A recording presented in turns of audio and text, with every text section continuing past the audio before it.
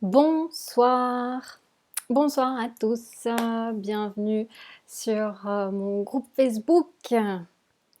J'espère que vous allez être nombreux à nous regarder ce soir. Donc, j'avais envie de vous parler ce soir des grignotages parce que je reçois mes patients en consultation et bien souvent, il y a du grignotage dans la journée et c'est souvent ça finalement qui fait prendre des kilos ou qui fait qu'on n'arrive pas à en perdre.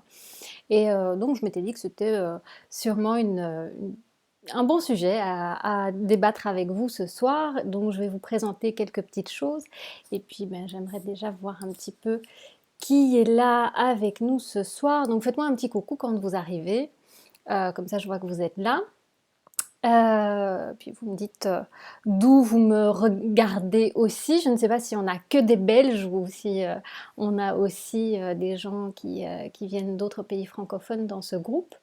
Donc ça, ce serait sympa de voir.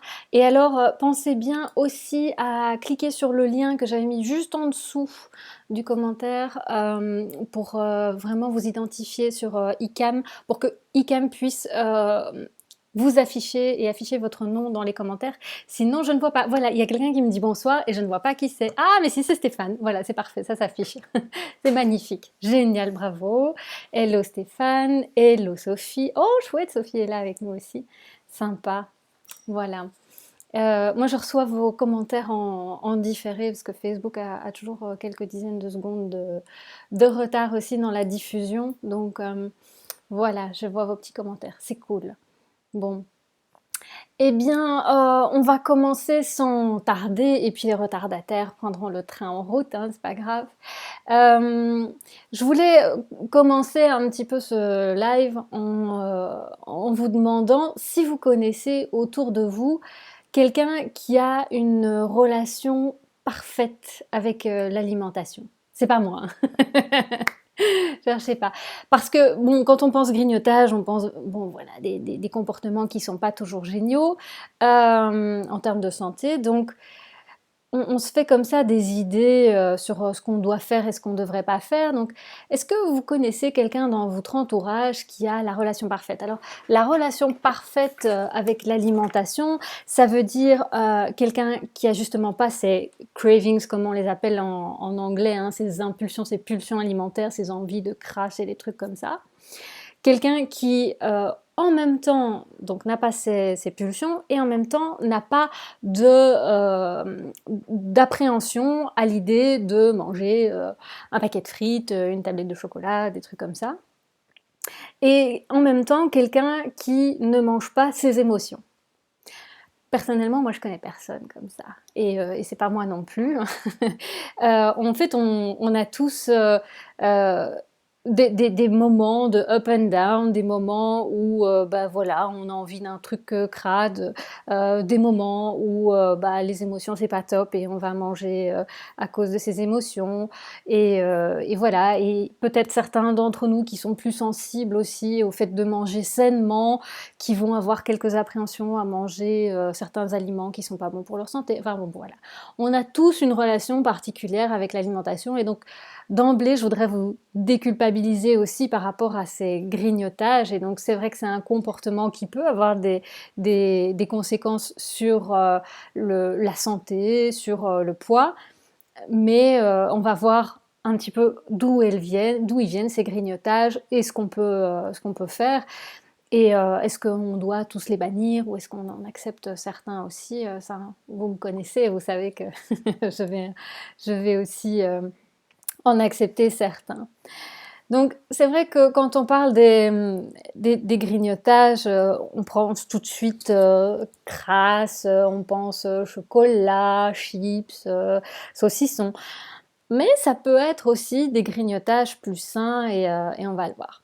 Je vais faire une tentative de partage d'écran. Alors, j'avais le live qui s'était affiché. J'ai mon écran de contrôle de Facebook, voilà, qui s'affiche. Pour voir si tout va bien, parce que je vais vous partager mon écran. et je vais voir si ça fonctionne bien.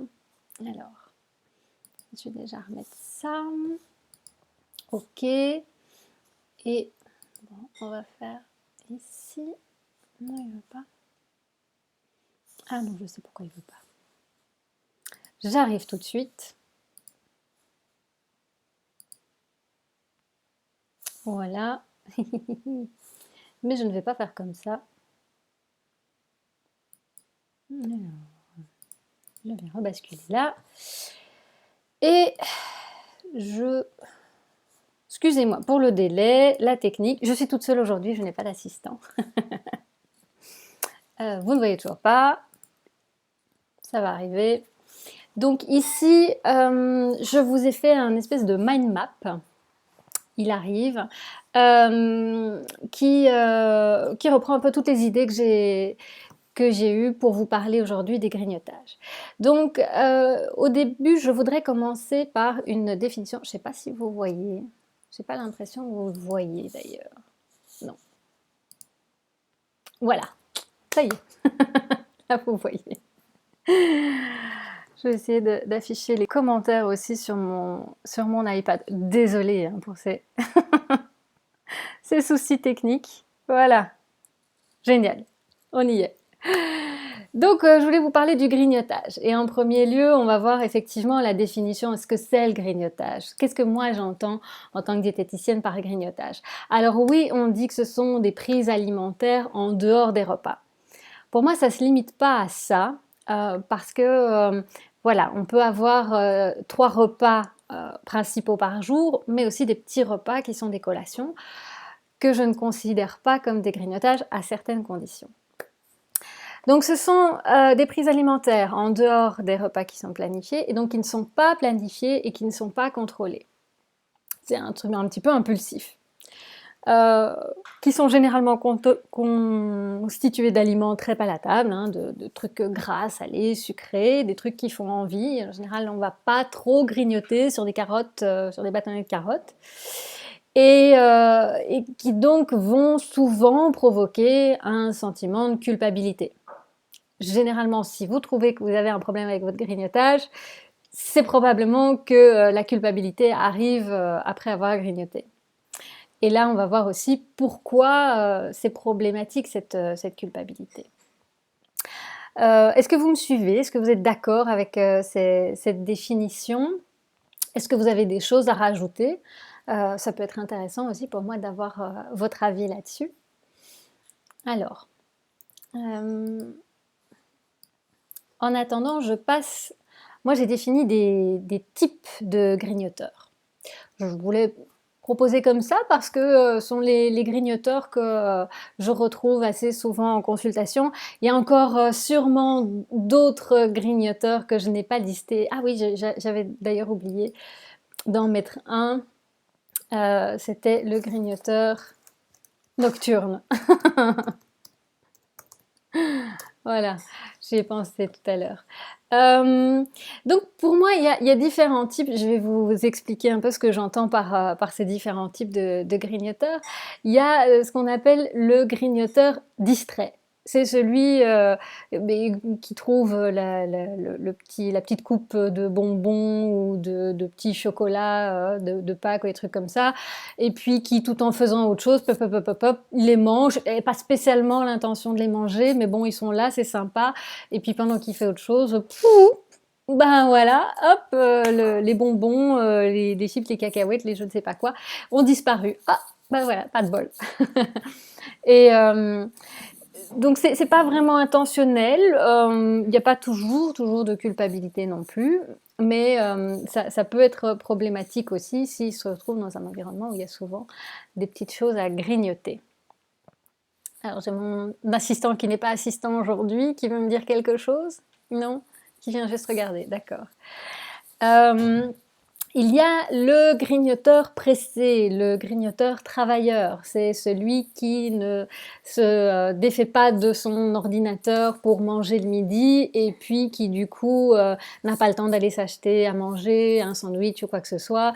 Et voilà, super concentré. Et puis il va avoir un truc à côté de lui, un peu comme le distrait, mais lui un peu différemment parce que c'est vraiment qu'il n'a pas le temps de manger, quoi. Et donc il va grignoter des trucs qui lui passent sous la main sans vraiment y prêter attention non plus. Je ne sais pas si vous vous reconnaissez, vous me direz après si vous vous reconnaissez dans l'un de ces grignoteurs. Il y a le grignoteur qui a faim, il y a le grignoteur restreint, le grignoteur qui est au régime. Et là, c'est un grignotage qui est plutôt engendré par la faim et la frustration aussi. C'est-à-dire qu'il y a un petit peu des deux. Il y a celui qui n'aura pas suffisamment mangé au repas d'avant et qui va ressentir la faim et qui dit mais non, j'ai quand même suffisamment mangé, j'ai mangé ça, ça, ça. Et donc il va raisonner avec sa tête plutôt qu'avec ses sensations. Et il va du coup résister, lutter, lutter, lutter jusqu'au moment où il n'en peut plus. Et hop là, un grignotage qui va être hyper culpabilisant. Donc plutôt celui qui est au régime ou qui fonctionne avec sa tête, et le grignoteur aussi qui fait un repas sain, qui est censé être bien. Ça, c'est le grignoteur healthy aussi, c'est un peu la même chose. Voilà, il fait des repas tellement sains, tellement bien que ça manque un peu de goût, et alors il manque en fait la satisfaction du repas. Donc là, le repas aura peut-être été suffisant en termes de calories, mais pas satisfaisant en termes, on va dire, hédoniques, en termes de plaisir. Et alors là, tiens, il y a le chocolat la tablette de chocolat qui lui fait de l'œil. Le grignoteur healthy, lui, j'aurais plus dit que c'est celui qui veut absolument manger sainement tout le temps. Il va avoir des grignotages sains aussi, mais peut-être à débordement. Et alors, ça va être des noix, des dattes, des fruits, des choses comme ça. Donc, tout va être super sain, mais ça va être trop et n'importe quand. Ça aussi, c'est un piège. Il y a le grignoteur émotionnel, ça je pense qu'il y en a beaucoup qui le connaissent, et donc ça c'est celui qui mange par émotion. Il y a un truc, une frustration, quelque chose qui le rend triste, qui le blesse, qui le touche, et alors là c'est direction le frigo, l'armoire à crasse, tout ce qu'on veut, et c'est parti, et ça peut même mettre des grandes quantités aussi, ça dépend. Le grignoteur désœuvré, ça c'est celui qui grignote quand il s'ennuie, donc il n'y a rien à faire, tiens on irait bien faire un petit tour par le frigo, et voilà, et hop, un petit truc à grignoter en plus. Le grignoteur nocturne, j'en ai rarement eu quand même en consultation, mais j'en ai quand même eu, qui se relèvent pendant la nuit pour aller voir si tout va bien dans le frigo. Voilà, ça existe aussi.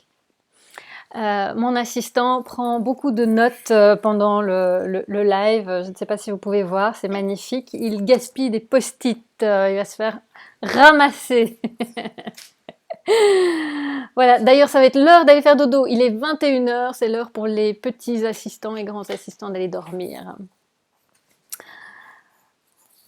Voilà. Ah, bon, il y a Thierry qui regarde aussi. Je ne peux pas vraiment faire afficher les commentaires. Ah, je vous affiche quand même. Je ne sais pas si ça passe. Mélanie dit que ça lui parle bien, le grignotage émotionnel. Qu'est-ce qu'on a encore? On a Tecle qui fait coucou. Ah, Anne qui nous disait qu'elle ne connaissait effectivement personne qui mangeait de manière parfaite, et une bonne crasse de temps en temps, ça fait du bien. Voilà. Je partage vos commentaires quand je peux, toute seule à la technique, donc c'est un petit peu en décalage.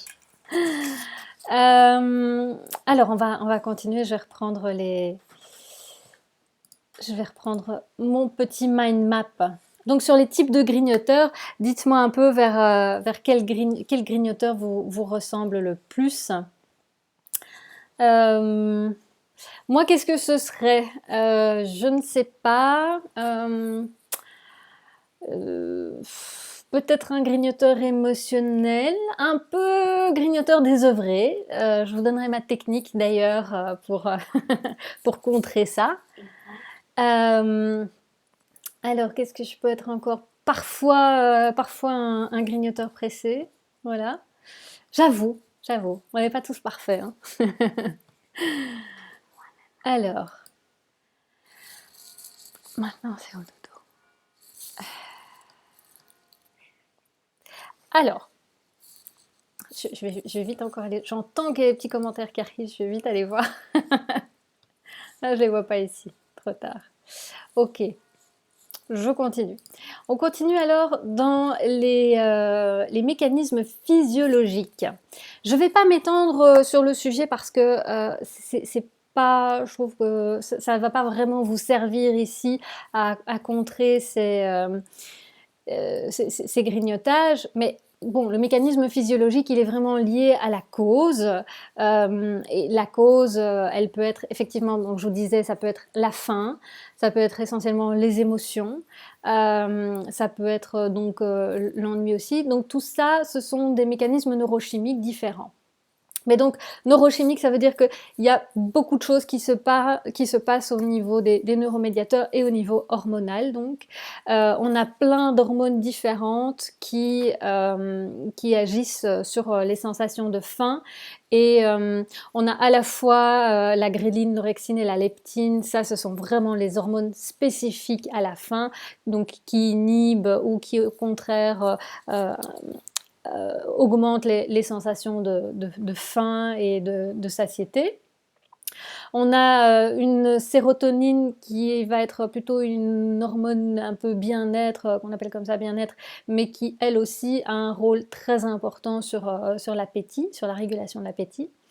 Et l'insuline et le cortisol, là on parle des hormones un petit peu du stress. Je vais en reparler quand on ira revoir les facteurs qui influencent et qui renforcent aussi les grignotages. Et donc oui, les choses qui sont vraiment à l'origine du grignotage, c'est rarement finalement un manque de volonté et un manque de contrôle. Parce qu'on va le voir, le contrôle finalement, il y est, mais à un moment il lâche. Donc on est sur des phénomènes qui sont à la fois comportementaux et physiologiques qui résultent en fait des comportements. Donc je ne vais pas m'étendre trop là-dessus parce que c'est quand même super complexe et il est quand même 21h, j'ai fini mes consultations à 19h30, donc voilà. Je vais vous parler plutôt de ce sur quoi vous pouvez agir vraiment. Et donc moi j'ai listé des facteurs qui influencent les grignotages. Alors, un gros facteur influençant, c'est l'environnement. Alors ça peut être des choses différentes. Ça peut être des lieux, ça peut être des personnes, ça peut être la pub, les packaging d'aliments, ça peut être un espèce de conditionnement aussi, ça peut être des odeurs, la vue, donc c'est vraiment énormément de choses dont je n'avais pas développé ici. Donc l'environnement, c'est très très large. Voilà, on parle de la pub, vous voyez une pub en passant quelque part dans la rue, vous la voyez à la télé, bon, ça c'est un vrai déclencheur de prise alimentaire, ça vous fait saliver, et si vous êtes dans les bonnes conditions ou plutôt mauvaises conditions, paf, allez, ça y est, ça vous fait grignoter, ça vous fait manger. Si vous êtes en présence de quelqu'un qui grignote, on va parler du cinéma. Si vous entendez des gens manger ou si vous voyez des gens manger, il y a des grandes chances que ça vous donne aussi envie de manger. Je me souviens en me promenant aux États-Unis dans les supermarchés, dans les malls, les centres commerciaux, ils avaient des boutiques où ils vendaient des beignets ou je sais pas trop quoi, et ils diffusaient des odeurs de cannelle, mais à mort dans tout le centre commercial. Et donc voilà, on n'avait qu'une envie, c'était d'aller acheter des pâtisseries, quoi. Ça, c'était pas possible d'y résister. Donc voilà, prêtez vraiment attention à tout ce qui va vous influencer à manger ou à grignoter. J'ai un super bouquin ici, je vais revenir, voilà, je ne sais pas si vous me voyez comme ça. J'ai un super bouquin qui s'appelle Mindless Eating. je crois que ça s'appelle Conditionner pour trop manger en français. C'est de Brian Wansink. Et c'est un bouquin très drôle, c'est super facile à lire. C'est un ancien publiciste et marketeur qui se retrouve au service finalement de la science et qui décortique en fait euh, tout ce qui va vous influencer et vous faire manger plus. Ça va de la taille du paquet de M&M's au bol dans lequel vous vous servez, à l'odeur de popcorn ou au bruit des popcorn qu'on mange. Enfin bon, c'est très très drôle. Des expériences, on a donné du popcorn rassis à des gens pendant une séance de cinéma et en fait on a observé que finalement ils ont quand même tout mangé, quoi, parce qu'il y avait des gens qui mangeaient aussi dans la salle. Donc c'est super chouette. Enfin, moi je trouve ça très drôle à lire parce que ça vous explique vraiment et ça déculpabilise un petit peu. Ça vous ouvre les yeux sur tout ce qui vous influence à manger plus ou à grignoter.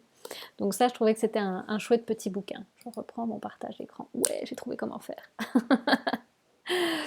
euh, le sommeil. Le sommeil, ça, c'est aussi un gros facteur déclenchant de prise alimentaire supplémentaire ou de grignotage.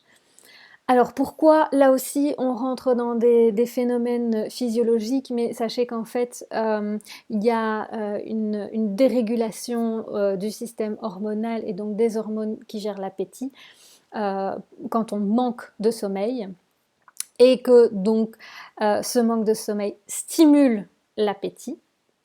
Et donc là, forcément, on a envie de plus manger et en plus perturbe le métabolisme des glucides et donc augmente un petit peu la résistance à l'insuline. La sensibilité à l'insuline diminue un petit peu et ce qui favorise la prise de poids. Donc on a les deux phénomènes combinés, c'est une bombe. Soignez votre sommeil, à chaque fois en consultation j'en parle aussi, le sommeil est hyper important pour se réguler correctement au niveau de l'alimentation. Oh, je vois un gentil petit commentaire de Béatrice, c'est super sympa. Je vais, oups, je ne sais pas si je peux le remettre comme ça. Voilà, vous allez voir mon écran. Je n'arrive pas à... Voilà, merci Béatrice, c'est sympa. Je repasse en partage d'écran. Ah non, c'est pas ça. Une fois sur deux, j'y arrive pas. Alors, je remets la caméra. Je remets mon partage d'écran. Ah oui, mais c'est parce que je suis pas sur le... Voilà. Voilà, j'y suis. Désolée. Donc, l'environnement, le sommeil, les émotions et les pensées. Alors, ça sont deux choses différentes. Les émotions, là, on a vu que, je vous disais, c'est le grignoteur émotionnel qui va manger dès que il y a une émotion trop forte, trop désagréable, difficile à gérer. Parfois, c'est des émotions positives, hein, et c'est la joie, allez, top, on célèbre, et hop, un petit verre, un petit truc à manger. Donc, ça peut être dans les deux sens. Hein. C'est trop chouette, je me sens trop bien, chouette, je vais me manger un morceau de chocolat. Ça peut arriver aussi. Donc il y a les émotions qui peuvent nous pousser à manger et aussi les pensées. Les pensées à propos de la nourriture ou des pensées bonnes ou mauvaises, mais vraiment observez vos pensées qui vont vous pousser à grignoter. Oh, je mériterais bien ceci. Oh, voilà. Oh, j'en ai marre, je suis fatiguée. Je vais aller prendre cela. Donc ça, le problème dans ce cas-là, ce ne sont pas les aliments, mais plutôt les pensées à l'origine de nos comportements. Là aussi, c'est très subtil. Hein, donc, mais donc, il y a des pensées ou des émotions qui peuvent nous influencer et nous faire grignoter plus. Alors le stress, bien évidemment, que je n'ai pas lié aux émotions, hein, parce que on a vraiment un phénomène différent qui est là aussi fort lié aux hormones. Et donc ce stress provoque des pics de cortisol et le cortisol perturbe le métabolisme des glucides et donc la sensibilité à l'insuline, ce qui va aussi vous inciter à manger des petites choses qui va vous faire sentir un peu faible, machin, ou besoin de manger. Donc ça, ce stress peut vous pousser à manger plus et à manger différemment et à grignoter et aller aussi vers des choses qui sont beaucoup plus gras, sucrées, salées, croquants aussi. Voilà. Alors un petit volet au niveau des hormones, parce que là, si vous êtes une femme, vous savez de quoi je parle, et pas toutes, hein, on va pas faire des généralités, mais il y a le syndrome prémenstruel, donc ça peut être avant les règles ou pendant les règles, et alors là, des envies aussi très particulières, des espèces de besoins de manger comme ça, qui sont régulés par les hormones. Et ça, on peut un petit peu y remédier.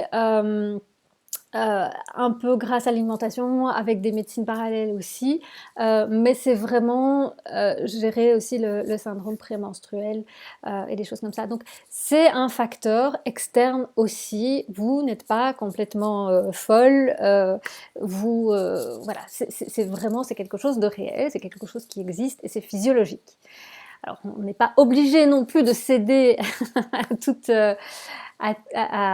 ces pulsions qui sont initiées par les hormones hein, et par ces phénomènes physiologiques.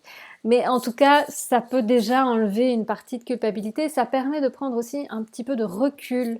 Ça, j'en parlerai dans les solutions, mais c'est pas mal aussi de pouvoir s'arrêter un petit moment juste avant de grignoter. Je reprends les questions. Je vais peut-être...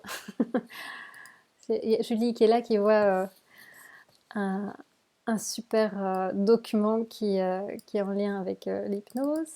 Alors, Béatrice me dit, quand je me mets sur une tâche hors de ma zone de confort, je vais trouver direct à aller vers la cuisine sans même me rendre compte.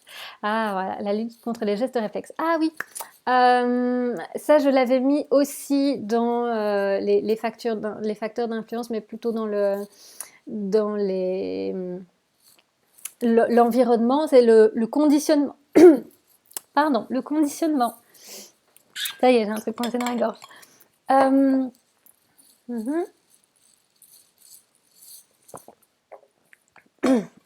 Une fois qu'on a pris pardon, quelques habitudes comme ça, où on associe les aliments avec une activité, un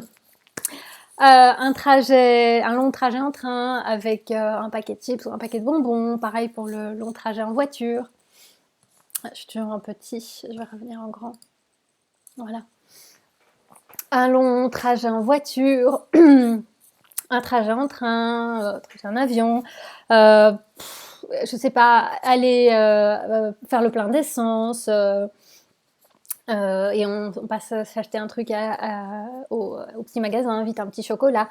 Il y a des associations comme ça qui sont faites parfois entre des lieux, des situations, des personnes qui s'apparentent après à des conditionnements. Une fois que c'est tellement répété, ça devient un conditionnement automatiquement. Ah tiens, je suis sur le canapé de la télé, je mets un film, hop, il me faut quelque chose à manger. Voilà, ce sont vraiment des conditionnements parce qu'on n'a pas spécialement faim, on n'avait pas pensé forcément à grignoter un truc, et puis on se retrouve là et bloup, il y a des pensées d'aliments qui surgissent comme ça à cause d'un conditionnement. Et ça, Béatrice, oui, bah voilà, quand tu te sors de ta zone de confort, t'es pas à l'aise, machin, besoin d'un petit réconfort, et peut-être que voilà, les premières fois, ça a été ta solution pour justement apaiser un petit peu ce stress. Et que là, c'est devenu presque automatique, quoi. Ouais, ça c'est vrai aussi. Anne demandait quid de l'hypnose dans le syndrome prémenstruel. Oui, ça peut être efficace, ça peut être une bonne solution. Oui. La ménopause, est-ce qu'elle a une influence? Bien sûr. Bien sûr. On a entendu les gynécos longtemps dire que non, c'est pas vrai, que les hormones n'influencent pas. Voilà. Si, oui. oui, il y a des goûts qui peuvent changer, il y a des appétits qui peuvent changer aussi, donc oui, oui, oui. Hem Alors, Tech le dit, le manque de sommeil entraîne du grignotage. Ouais, car tu as besoin d'énergie. Autrement, j'ai l'impression que je n'ai plus d'énergie vitale. Ah oui, mais ça, c'est vraiment, c'est tout à fait les deux. Et c'est en fait lié au manque de cortisol, hein, enfin, à cette perturbation du cortisol, qui fait que ça perturbe aussi la sensibilité à l'insuline. Et que du coup, tu peux ressentir comme ça des espèces d'hypoglycémie. En fait, tu ressens beaucoup plus fort ces sensations-là que si tu avais bien dormi, et c'est ce qui te fait sentir que tu as besoin d'énergie et que du coup tu grignotes. Oui. Et tu manges différemment aussi, hein. Et tu manges beaucoup de fruits secs et de fruits séchés. Voilà. Mais je pense que ça n'a pas trop d'impact sur toi, Tech, te connaissant, ça va, tu peux, hein.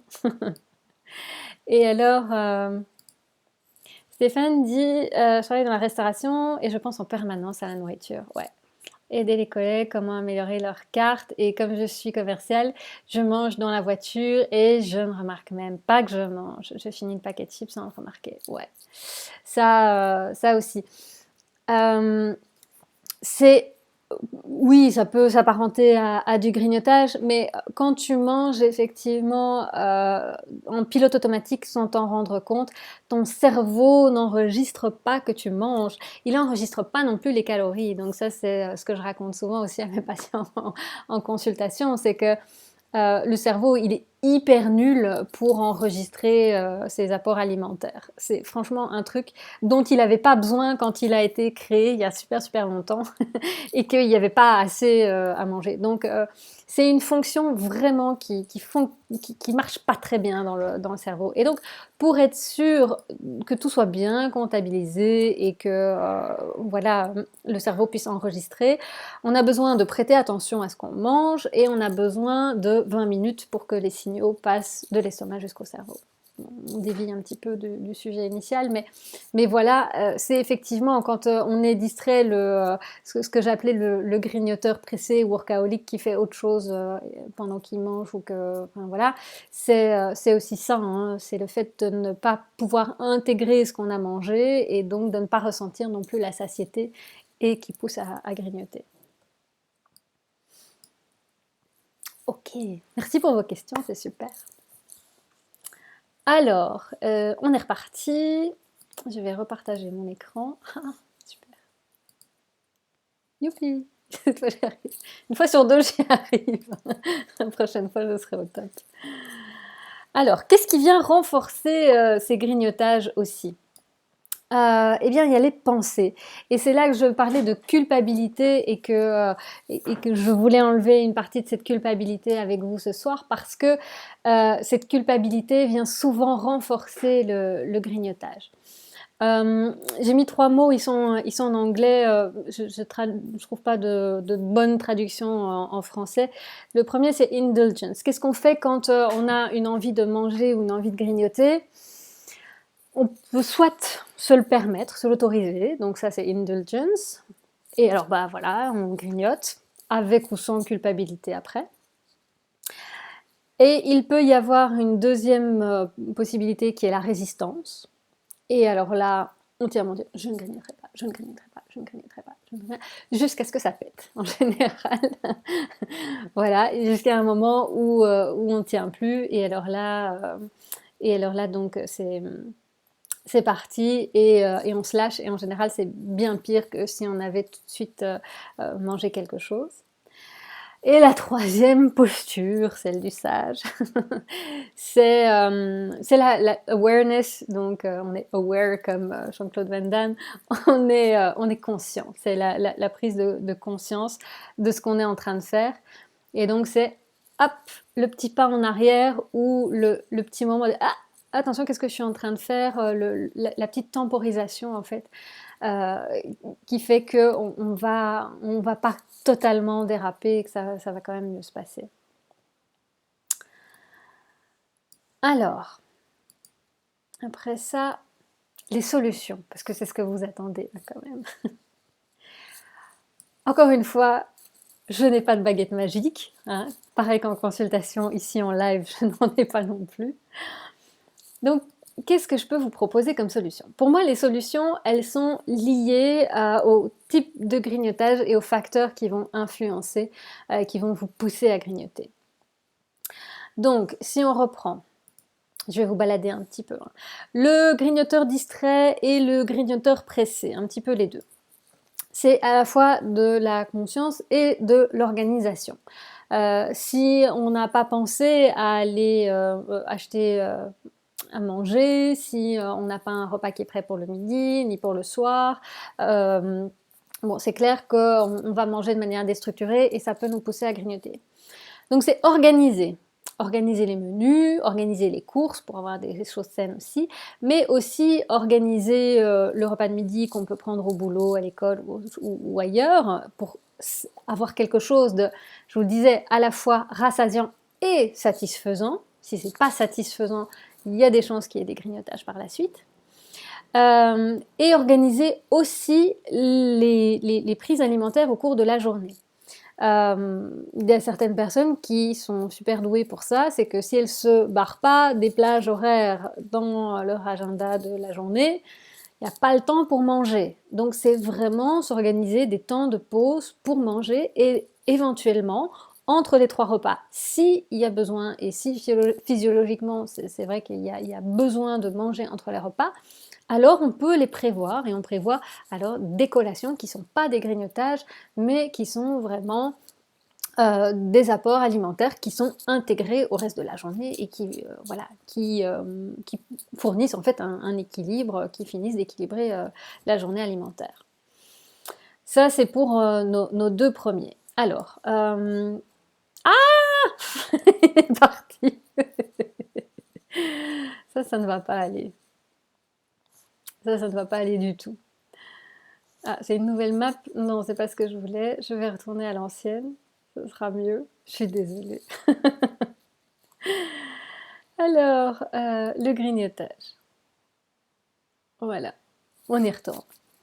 Après, je disais des apports alimentaires suffisants. Ça, c'est pour le grignoteur qui se retrouve au régime, qui mange pas assez, qui se restreint, qui mange ce qu'il faut, voilà, juste papa comme ça, et qui pèse tout et qui machin, ou qui mange des trucs super sains et qui ne dévie pas d'un petit pas et qui, au bout d'un moment, il n'en peut plus. C'est le régime, voilà, le régime amaigrissant comme on l'entend. Et là, au bout d'un moment, on sait tous, hein, ça tient, ok, une semaine, 2 semaines, 3 semaines, ou un petit peu plus pour les super motivés, mais après ça lâche parce que les apports alimentaires sont pas suffisants, parce que c'est pas satisfaisant non plus. Donc là, c'est vraiment, si vous voyez que vous êtes dans ce cas de figure-là et que vous avez peut-être des repas qui vous laissent quand même un peu sur votre faim, que ce soit en termes de quantité, de calories ou de satisfaction gustative, là il y a un petit truc à ajuster pour que vous puissiez être rassasié pleinement et satisfait. Un peu de flexibilité alimentaire, c'est-à-dire qu'effectivement quand on vire du côté de l'orthorexie et que on a des comportements très très stricts et des idées très précises sur ce que devrait être l'alimentation. Non, je ne mange pas entre les repas, il faut que je prenne 3 repas par jour, même si je n'ai pas faim au petit déjeuner, je ne peux pas sauter de repas, il faut manger tout le temps des légumes, il faut manger des fruits, et que finalement vous retrouvez à manger des fruits alors que vous n'avez pas faim. Ça ne va pas non plus et ça va créer des problèmes de comportement et il y a un moment où ça craque et où ça pousse à grignoter, donc un peu de flexibilité dans tout ça. Alors, le point suivant pour le grignoteur émotionnel, mais pour beaucoup de monde aussi, l'accueil des émotions. Oh mon Dieu, tout un programme. Alors, je ne vais pas développer ça parce que c'est un chantier en soi. C'est hyper important, c'est un travail super gratifiant aussi. L'accueil des émotions, c'est vraiment très très intéressant et ça a un impact sur bien plus que l'alimentation. Et alors là, il y a différentes techniques, on peut utiliser la sophrologie, la méditation, la pleine conscience, il y a plein de choses qui peuvent vous aider, plein de techniques aujourd'hui différentes, plein d'approches différentes qui peuvent vous aider à accueillir les émotions. Et je dis accueil des émotions et pas gestion des émotions, parce que dans gestion des émotions, de nouveau, on contrôle tout et un moment, pouf, ça pète. Accueillir les émotions, c'est déjà les reconnaître et pouvoir les nommer. Donc, se dire, je suis pas bien, ça va pas, les larmes arrivent ou un truc comme ça, c'est qu'est-ce que je ressens comme émotion? Qu'est-ce qui va pas? Ok, mais déjà, là aussi, hein, c'est le fait de prendre juste un petit peu de recul et de nommer les choses. Qu'est-ce qui va pas? De quoi ai-je besoin? Euh, alors, un réconfort, un apaisement, ça, c'est pas toujours possible sur le moment même, et donc ça aussi, il faut pouvoir l'accepter. Et c'est de voir quelles solutions vous pouvez mettre en place. Et parfois, l'alimentation émotionnelle, elle peut être ok.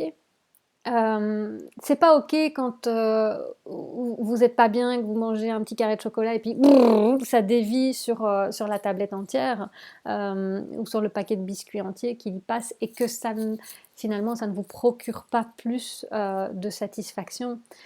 Ça fonctionne quand ça va pas, j'ai besoin d'un petit machin de réconfort, je prends mon morceau de chocolat, je savoure mon morceau de chocolat. Wow. Et voilà, et c'est bon. Et on peut s'arrêter avec un morceau de chocolat. Ou deux peut-être, mais voilà, on va pas finir la tablette. C'est problématique quand je mange, je suis pas bien, je veux un morceau de chocolat, je mange le morceau de chocolat, mais ça va pas, et je continue à manger le chocolat, et je continue, et merde, j'ai mangé la tablette, et je suis nulle, et je suis moche, et enfin voilà. Et alors là, boum, on est parti, et ça dévie sur souvent des troubles du comportement alimentaire. Là, ça empêche vraiment d'avoir une alimentation tout à fait sereine.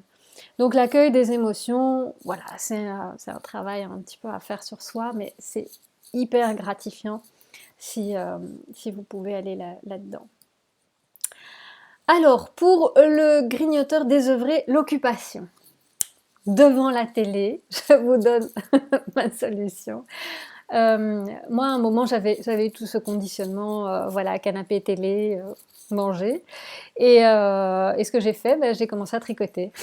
Ça fait très longtemps, avant que mon fils ne naisse, il a 11 ans maintenant. Donc je tricote plus autant, mais ça m'avait bien aidé à m'occuper les mains. Voilà, tricot, crochet, machin, vous trouvez une occupation pour vos mains. Et donc ça c'est pas mal. Ça peut être, si vous avez besoin de parler aussi, c'est quelque chose avec la bouche. Vous pouvez chanter, vous pouvez passer un coup de fil, voilà, vous pouvez faire différentes choses. Et donc essayez de vous occuper pour éviter de grignoter. Donc ça c'est plutôt circonstanciel. Maintenant, si vous grignotez à chaque fois que vous vous ennuyez, c'est peut-être qu'il y a autre chose derrière. Et là, c'est aussi intéressant d'aller voir un petit peu ce qui se cache derrière cet ennui et l'impossibilité pour vous de vous retrouver avec vous sans rien faire. Voilà. Pourquoi est-ce que c'est compliqué pour vous de rien faire et pourquoi est-ce que vous avez besoin de manger quand vous faites rien? Il y a aussi un peu d'introspection, vous pouvez vous faire aider pour creuser cette question-là aussi. On a parlé du sommeil, donc là, le sommeil suffisant et réparateur, j'insiste encore lourdement là-dessus. Réparateur aussi, attention aux écrans, à la lumière bleue avant d'aller dormir. Attention à l'alcool aussi, qui, si vous endort et vous détend, perturbe quand même le sommeil aussi. Vous n'avez pas un sommeil aussi réparateur que sans l'alcool. Donc ça, c'est assez trompeur. Voilà, donc bien faire la différence aussi entre le temps que vous passez dans le lit et le temps de sommeil réel, parce que voilà, on ne s'endort pas tout de suite, on a des micro-réveils pendant la nuit, on peut se réveiller un peu plus tôt le matin. Donc c'est pas parce que vous êtes 8 heures dans votre lit que vous dormez les 8 heures. Donc essayez de repérer un petit peu pour vous quel est le temps de sommeil qui vous convient le mieux. Et attention à ceux qui dorment peu la semaine et qui récupèrent le week-end. On ne récupère pas complètement le week-end le sommeil qu'on a eu en retard pendant la semaine. Donc là aussi, essayez quand même de privilégier un sommeil régulier tout au long de la semaine. bon, alors pour le sommeil, je sais qu'il y en a plusieurs qui ont des soucis de sommeil aussi. Euh, Plein de choses différentes, mais méditation, sophrologie, elles peuvent aider, cohérence cardiaque aussi. Et puis sinon, bah, aller voir un petit peu ce qui se cache derrière les problèmes de sommeil, parce que comme l'alcool, les médicaments n'offrent pas non plus un sommeil pleinement réparateur. Alors, on a parlé du sommeil, là c'est adapter l'environnement. Alors là, je reviens au petit livre de Brian Wansink sur Mindless Eating. Déjà, voilà, adaptez aussi votre environnement pour qu'il n'y ait pas des déclencheurs, hein, pour qu'il n'y ait pas les triggers, ce qu'ils appellent ça en anglais, des trucs qui vous font manger. Donc voilà, si c'est une odeur spécifique à la maison, si c'est la vue de quelque chose, d'un paquet de biscuits, on range dans les placards. On ne laisse pas à portée de main les trucs qu'on ne devrait pas grignoter. Donc vraiment, essayez de repérer ce qui va vous influencer, ce qui va vous pousser à manger, et essayez de cleaner l'environnement et de l'adapter, quoi. Bon, après, si c'est votre conjoint qui mange beaucoup et qui mange des crasses et qui, et qui vous pousse à grignoter, bon, voilà, il va falloir négocier un petit peu. Vous n'êtes pas obligé de le virer, mais vous pouvez négocier avec lui pour voir ce que vous pouvez faire, parce que ça vous pousse à manger alors que vous ne devriez pas. La gestion du stress. Là, on peut dire gestion du stress, parce qu'on ne va pas accueillir le stress, on va essayer de faire quelque chose d'autre avec ce stress. Là aussi, c'est voir ce qui vous stresse, pourquoi ça vous stresse, et comment vous pouvez évacuer ce stress. J'ai mis le sport, hein, Mike, j'ai vu que tu étais là. Le sport, le yoga qui est un sport aussi, mais qui va avoir l'avantage aussi de se concentrer sur la respiration et un petit peu les mouvements, donc il y a un petit peu de concentration sur soi. Aussi dans le yoga, qui est pas mal pour gérer le stress et pour apprendre à reconnaître un petit peu toutes les sensations dans le corps. La cohérence cardiaque, là vous avez des petites applications qui peuvent vous aider aussi à la cohérence cardiaque. Ça c'est super bien aussi pour faire descendre le rythme et pour apprendre à respirer. La sophrologie, la méditation et la pleine conscience sont évidemment aussi des bonnes solutions pour la gestion du stress. Plein de choses, l'hypnose aussi, hein, évidemment. Voilà. Donc voilà un peu mes solutions, et en tout cas mes pistes de solutions pour arrêter de grignoter. Alors, je vais repasser à la caméra. Voilà, et je vais revenir en grand. Ici. Voilà, alors je n'ai pas... Ah oui, Béatrice me dit qu'elle utilise l'EFT. Chouette. Pour aussi... pour faire pour gérer enfin pour accueillir les émotions, gérer les émotions et le stress. C'est aussi une technique assez intéressante. Il y a plein de trucs maintenant qui sont vraiment géniaux pour tout ça, pour accueillir ses émotions, pour gérer son stress. Il y a vraiment une foule de choses. C'est vraiment très chouette. Donc je disais que je n'ai pas parlé des grignotages sains, parce que pour moi ce ne sont pas des grignotages, ce sont plus des collations. Donc qu'est-ce qu'on fait quand on a envie de manger ou qu'on a faim entre les repas? Pour moi c'est deux choses différentes. Il y a la faim. Si on a faim entre les repas, ben, quand on a faim il faut manger. Voilà. Donc là on essaye de faire un petit repas, une petite collation. Ça dépend si vous êtes salé, sucré. Le but de ce moment-là, c'est vraiment de pouvoir, s'il vous plaît, vous arrêter, de faire ce que vous étiez en train de faire, de vos occupations, et de prendre au moins 5-10 minutes pour manger au calme. Parce que, encore une fois, comme le disait Stéphane, quand il mange son sandwich en voiture, il ne l'a pas vu passer. Si vous mangez même votre petite collation, même si elle est saine, pendant que vous faites autre chose, ça s'apparente plus à du grignotage. Donc, les repas, les collations entre les repas, oui. Mais alors, ce ne sont pas des grignotages, ce sont des vrais repas, donc on prend le temps de les manger en conscience ou en présence, comme ma collègue Stéphanie Bolteris disait, voilà, d'être présent à ce qu'on fait. Je ne vous demande pas à tous non plus, pas tous adeptes de la pleine conscience. Voilà, le Mindful Eating que je lisais aussi, très très chouette petit bouquin Je ne sais pas s'il est sorti en français. Oui, je le lis en anglais, je suis désolée. Euh, Super chouette. Andy Puddicombe, c'est lui qui a créé l'application. Euh, Bonne question. Headspace. L'application, le nom est en anglais, mais vous pouvez avoir des voix en français aussi, qui font une petite introduction à la méditation qui est super chouette, et donc la pleine conscience pour l'alimentation. Mais on n'est pas tous obligés d'en arriver là, on peut manger simplement en étant bien présent à ce qu'on fait. Donc pour les moments où on mange entre les repas, et quand on a envie entre les repas, mais c'est juste alors de noter son envie et de voir à quel point on a envie, voilà, sur une échelle de 1 à 10, à quel point j'ai envie de manger ce truc-là. Ok, qu'est-ce qui va se passer si je le mange pas? Ok, qu'est-ce qui va se passer si je le mange? Voyez un petit peu, juste prenez ce petit moment de recul pour voir un petit peu ce qui va se passer juste avant de manger, quoi, même si vous le mangez quand même.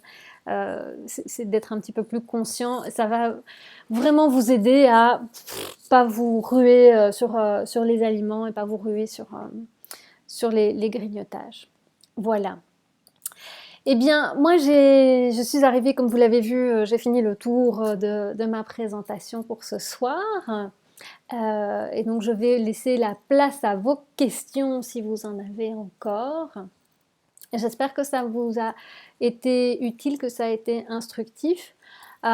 Si ça vous plaît, si ça vous intéresse, je posterai sur la page Facebook des idées de collations saines, et donc des encas, des collations, vous les appelez comme vous voulez, mais qui ne sont pas des grignotages, en salé, en sucré.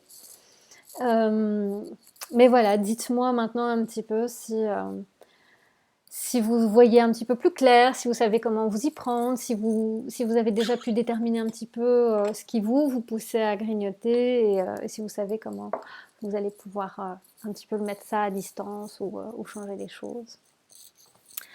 Béatrice, la faim justifie les moyens. Oui, quand on a faim, on a faim. Oui.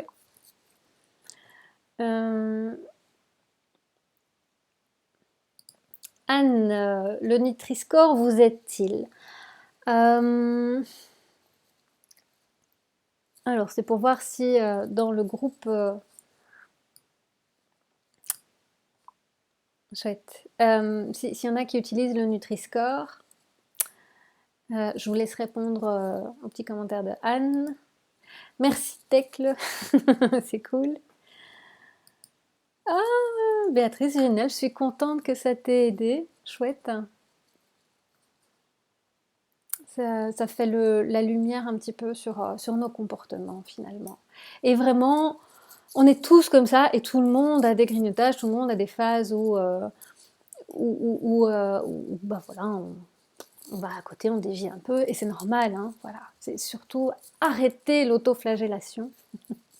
Ça n'apporte rien. Si vous voulez vous en convaincre, la prochaine fois que vous vous autoflagellez, regardez un petit peu ce que ça vous apporte. Est-ce que ça vous aide dans vos comportements suivants? Est-ce que ça vous aide à faire mieux la fois suivante? Ou est-ce qu'au contraire, ça vous enfonce encore? Donc, moi, mon but ici, c'était juste de vous amener un petit peu plus de conscience sur vos comportements, ce que vous faites, et puis de voir si c'est possible de faire un peu autre chose, quoi. Voilà.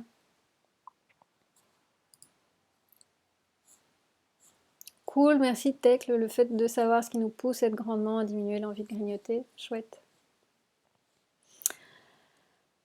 Remontrer le premier livre dont j'ai parlé. Celui-là, Mindless Eating. C'est celui-là, Anne? Voilà.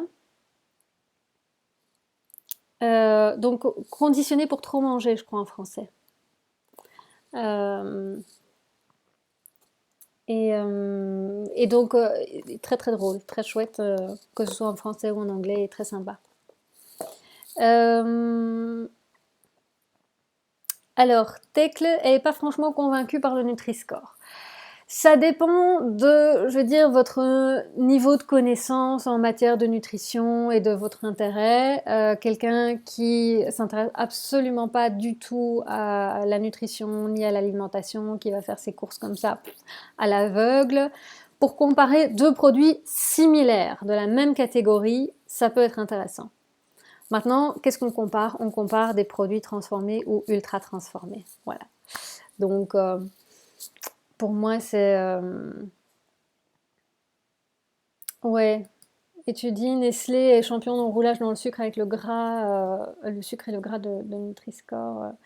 Oui, je t'avoue que j'ai pas été éplucher tous les Nutri-Score parce que euh, voilà, ça aide à faire le moins mauvais choix, on va dire, parce que il s'agit bien souvent d'aliments transformés ou ultra transformés, plutôt ultra transformés généralement, qui ont déjà pas un grand intérêt nutritionnel à la base. Après, de foutre un mauvais Nutri-Score sur un saumon, bah oui, quel est l'intérêt, quoi. Le beurre, clairement, il aura un mauvais Nutri-Score, mais bon, voilà, c'est pas pour ça qu'il est interdit, c'est comment on le consomme.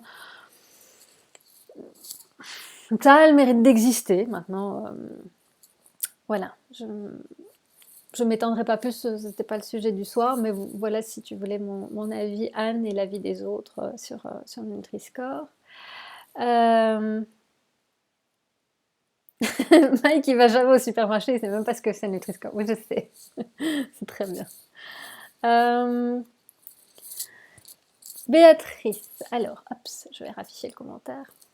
Est-ce que tu recommandes de tenir un carnet de notes pour tracer notre mode de fonctionnement ou autant passer à des solutions? Ça peut être intéressant, le carnet alimentaire, il est toujours hyper instructif. Moi, j'aime beaucoup le proposer en consultation parce que le cerveau, je disais, il est vraiment pas câblé pour se remémorer de ce qu'il mange, hein. Donc quand on fait un rappel alimentaire 24 heures, on a systématiquement minimum 25% d'écart avec la réalité. Ça a été scientifiquement observé, on a fait plein d'études. Donc on a déjà oublié un quart de ce qu'on a mangé, ça d'office. Euh, et c'est comme ça. Donc le fait de noter, eh bien, on objective ce qu'on mange et on voit vraiment ce qu'on a ingéré. Donc déjà ça, c'est souvent assez surprenant.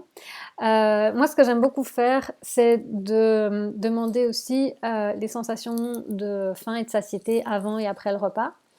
Et de mettre aussi des petits commentaires à côté soit pour les sensations quand il y a des douleurs alimentaires, des trucs de digestion, ou alors aussi des pensées. Ah tiens, voilà, j'ai mangé ma salade, machin, machin. Ouais, c'était pas mal, mais je crevais d'envie d'un steak frites. Voilà, j'ai été au resto, j'ai été sage, j'ai mangé ça, mais en fait, je crevais d'envie d'un steak frites, quoi. Voilà. Et en général, ça se voit dans la suite de la journée. Donc c'est pour ça, j'aime bien voir les pensées aussi, de mettre la petite case des notes à côté. Euh, je laisse les gens libres de poursuivre ce carnet alimentaire le temps qu'ils veulent aussi, que ça ne soit pas une trop grande contrainte. Moi, j'aime bien demander 3 jours, 2 jours de semaine, 1 jour de week-end pour voir un petit peu la différence, pour voir ce qui se passe. Ça m'aide, moi, dans mon travail. Vous, si vous avez envie de le faire chez vous, voilà, faites-le tant que ça vous amuse. Essayez de vraiment bien le faire et de noter à chaque fois que vous mangez, vraiment au moment où vous mangez, parce que sinon, on oublie, hein. Donc c'est vraiment au moment où on mange qu'on note ce qu'on a mangé. Voilà. Et oui, ça peut être super instructif. Voilà, voilà. Bon, mais c'est cool. C'était chouette de vous avoir avec moi ce soir. Euh, de voir vos petites réactions. C'est sympa. Qu'est-ce que tu disais, Anne? Je donne exemple, quand j'achète une crasse, j'accepte jusqu'au D, mais le E est exclu. Pourquoi pas? Pourquoi pas? Voilà. Crasse pour crasse, bon voilà, j'ai un M&M's, c'est un M&M's quoi. Et puis de temps en temps, on a envie d'un M&M's, c'est pas, et pas d'un truc autre chose, et pas d'autres dragées de chocolat enrobés. Donc c'est voilà, crasse. Ouais. Quand c'est des crasses, on se lâche quoi. C'est pas plus facile de pas acheter des grasses ou des crasses. Tu veux acheter des crasses quoi, Mike? Oui, c'est plus facile de pas acheter des crasses, mais parfois t'en as envie, quoi. Donc parfois t'en achètes quand même. Donc une fois que t'en achètes, ce qu'il y a, c'est que voilà, il faut voir si tu en achètes systématiquement, s'il y a systématiquement des crasses à la maison, ou si c'est une fois de temps en temps. Voilà. Si c'est une fois de temps en temps, et si c'est très très occasionnel, alors là, on s'en fout, quoi. Une crasse, c'est une crasse. Euh, voilà. Et ce qui est biscuits, bon, pour moi, c'est des trucs qui ne devraient pas être à la maison de manière récurrente. Aujourd'hui, on a des rayons de biscuits entiers pour les enfants, pour leur collation. Mais en fait, un biscuit, c'est pas un aliment qui devrait se retrouver dans notre alimentation quotidienne.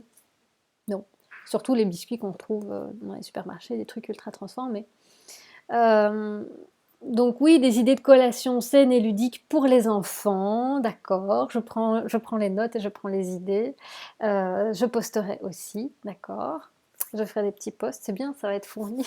Vous me donnez plein d'idées, ça va être chouette. Euh,